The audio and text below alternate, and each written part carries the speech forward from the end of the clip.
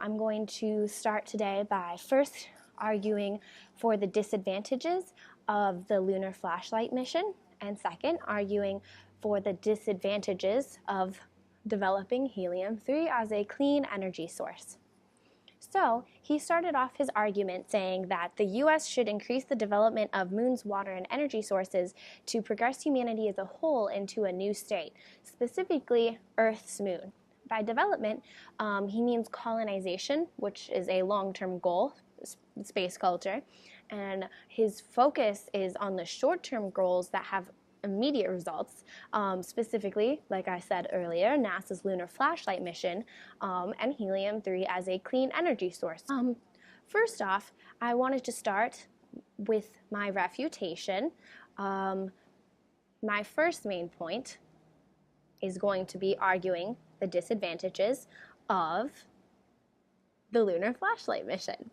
So, they say that the Lunar Flashlight mission from NASA is to find the data, basically to send a spectrometer to go around the moon to find the data of where the water is on the moon, how deep it is, the location of it, whether it's solid or liquid, and his reasoning is mostly just that if you are going to be developing the moon, you're going to have a water source for that colony, basically saying that to help it be self-sufficient, that way when they are colonizing the moon, they won't need to bring water to the moon, but it will be self-sufficient for that moon colony. Now,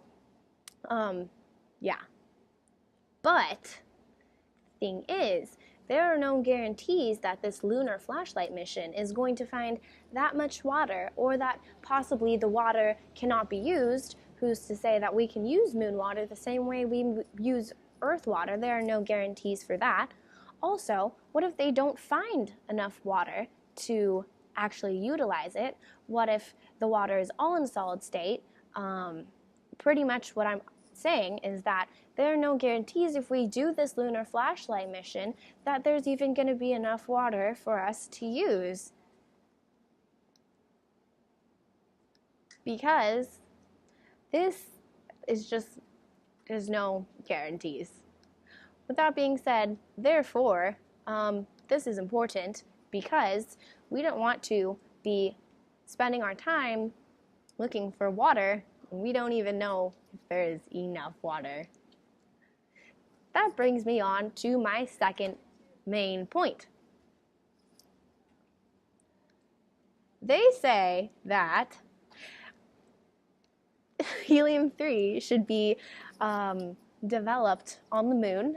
They say that it is a non-radioactive isotope of helium, and the sun deposits this helium straight onto the surface, and the abundance on the moon is just huge opposed to the Earth.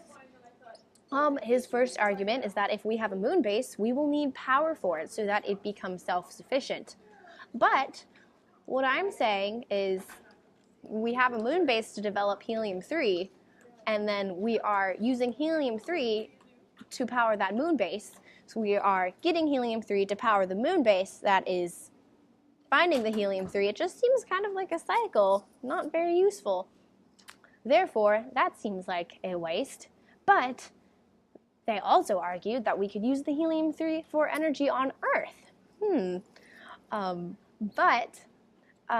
Well, he continues on saying that the fossil fuels are bad for the atmosphere, and the radioactive energy is toxic to our environment and not safe. And although he makes a good point, but where are the guarantees that we're going to stop using fossil fuels and stop using radioactive energy? I mean, we would have to have a collaboration of everybody on Earth that uses energy to start using this helium-3 to make a difference. So what I'm saying is that unless the whole entire world starts using this brand new moon energy source called helium-3, it's not going to make a difference towards the atmosphere. So we're wasting a lot of manpower and money to develop the moon to get this clean energy source, But the only way that this clean energy source is going to work is if the whole entire world makes a difference. So why even go there if the difference that it makes is so small that it's not even going to be noticeable, you know? Continuing on to my third main point, Bradley argues that we should develop the moon to colonize it. This is our long-term goals, hopefully to develop a moon culture. But why should we start developing the moon? We don't even have everything figured out here on Earth. I mean, there's so much war and discrimination. We can't even get along here on Earth, you know?